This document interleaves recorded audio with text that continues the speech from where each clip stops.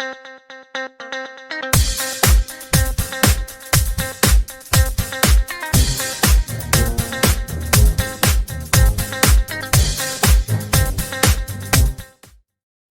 Sri Akal, Namaskar, Salaam, and a big hello. I'm your host, Avtar Rakhra. Thank you for joining our YouTube channel, Bollywood Talks. I thank you once again for joining me, and I do appreciate it. If you like my show, please do tell your family, friends, neighbors, or whoever also love Bollywood as much as we do. Like, subscribe, and hit that bell icon button. In this episode, I'll pay tribute to one of the most powerful and beautiful actors of her time, Parveen Babi. This model turned actress became an icon for her fashion style and for her Hindi films in 1970s and 1980s. She was one of the highest paid actors of her time. She was also in the news off of screen for her personal life. She never got married, but she was known for her live-in relationships.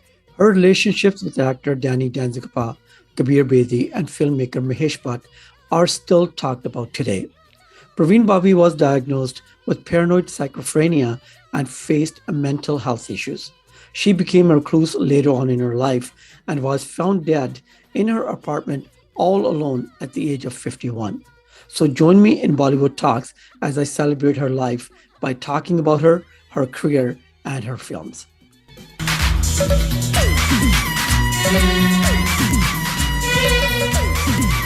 Parveen Babi was born on 4th of April 1954 in Junagadh, Gujarat, India. Her father passed away in 1959 when she was 5 years old. She did her early schooling in Ahmedabad, Gujarat. She graduated with Bachelor of Arts in English Literature, and in 1972, Parveen Babi started modeling professionally, and in 1973, she made her entry into Hindi films with her first film named Charitar. She acted opposite cricket player Salaam Durrani. This film didn't do very well. Actually, it was a flop, but Parveen Babi got her recognition and was signed for a few more films by filmmakers.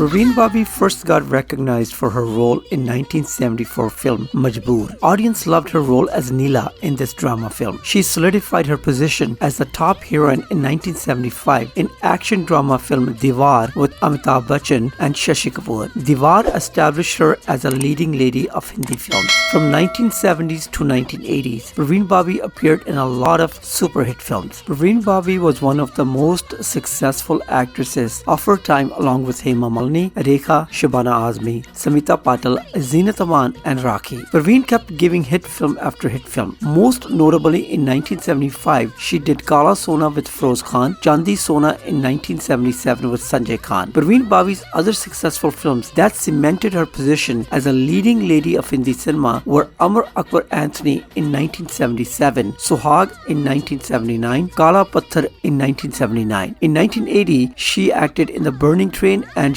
Kalia in 1981, Namak Halal in 1982, and she acted opposite He-Man of Hindi films Dharmendra in Jani Dost in 1983. Parveen Babi also appeared in a couple of offbeat films such as Ye Nazdikiyan in 1982, playing the other woman. Her co-star was actor Mark Zubair, and also in 1982, she acted opposite acting pillar Nasruddin Shah in Dil Aakhir Dil Hai.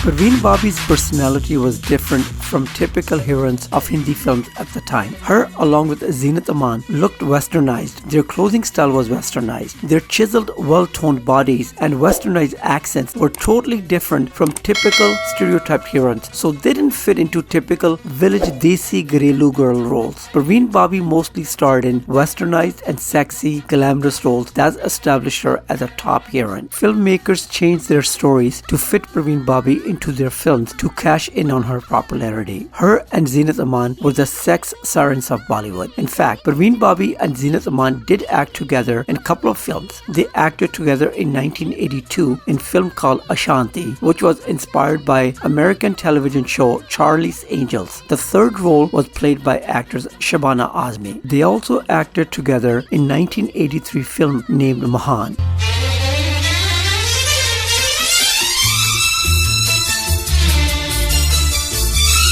Parveen Babi acted and starred opposite angry young men of the 1970s and 1980s Amitabh Bachchan in 8 films. All of these films were successful super hit films.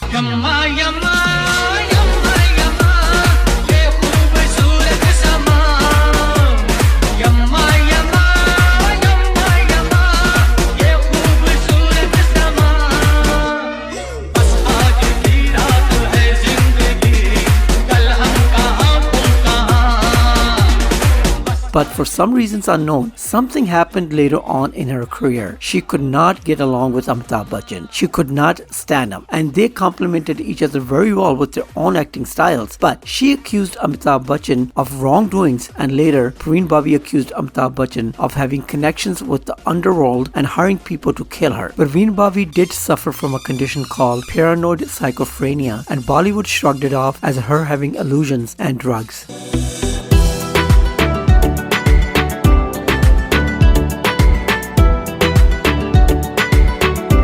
Parveen Babi's acting career spanned almost 10 years. She acted in more than 63 films, out of which 15 were super hit films. Parveen Babi was a very westernized and liberated woman. She not only openly smoked and consumed alcohol in her films, but also at film parties in her personal life. She co-starred with all the main leading men of 1970s and 1980s like Amitabh Bachchan, Shashi Kapoor, Feroz Khan, Dharmender and Vinod Khanna. Parveen Babi constantly appeared on front pages of leading film magazines like Filmfare, Bombay Dine, Stardust and others. In July of 1976, she made film history. She became the first Indian actress to appear on the front page of Time magazine. People were fascinated with her chiseled looks. Her last film was Akarshan, which was released in 1988.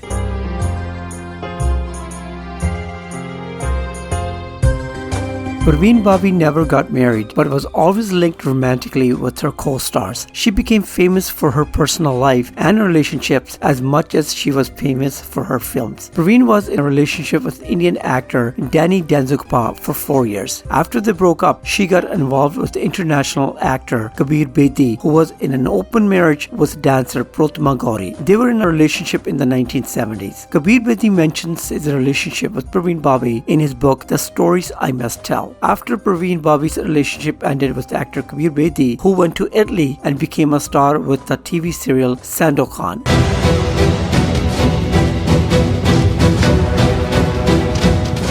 She got involved with filmmaker Mahesh Bhatt, who was already married. In 1982, Mahesh Bhatt wrote and directed a film named Earth, which was supposedly semi-autobiography film about his relationship with Parveen Babi. Later in 2006, Mahesh Bhatt wrote and produced a film named Wo Lamhe, which was based on his recollection and interpretation of his relationship with Parveen Babi.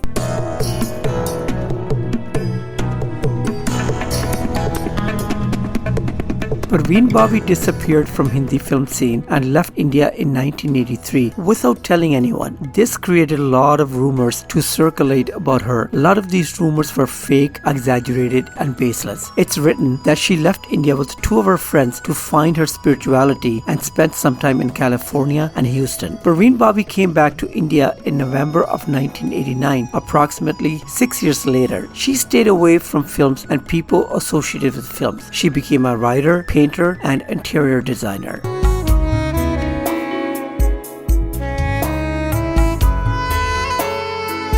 It was reported that Parveen Babi has been diagnosed with paranoid schizophrenia, but she regularly denied this. She said that this was a conspiracy by the film industry and media to make her look insane so that they can cover up their crimes against her and some other actresses. Parveen Babi broke all her relationships with her family, friends, film industry and became reclusive.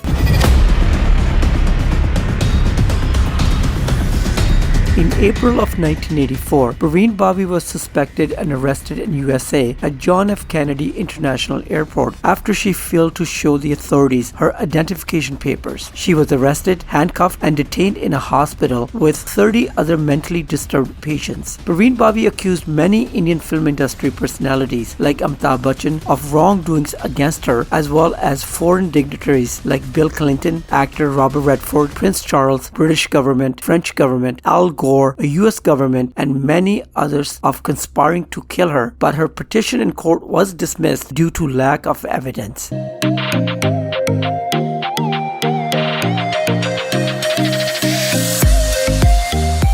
In 2002, Parveen Babi once again made headlines as she filed an affidavit in a special court hearing of the 1993 serial bomb blast case. She claimed that she collected critical evidence against actor Sanjay Dutt, proving his involvement in the case. Parveen Babi did not show up in court after being summoned, saying that she was afraid of being killed. In the last 4 years of her life, Parveen Babi recorded every phone call, always informing the caller about surveillance.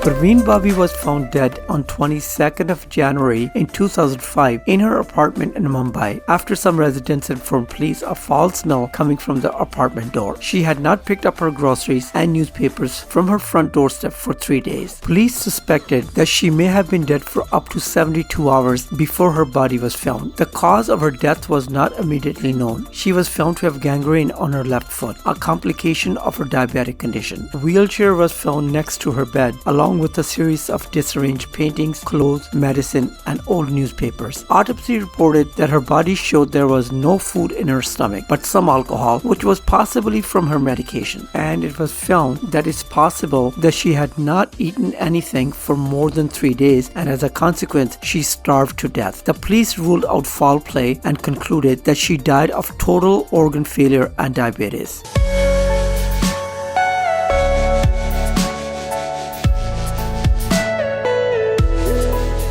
What a tragic end to life of one of the most glamorous and beautiful actresses, Parveen Babi. Now we may never know what went on with her in her last days and in her head, but what a waste of life. Rest in peace, Parveen Babi ji. Thanks for the memories.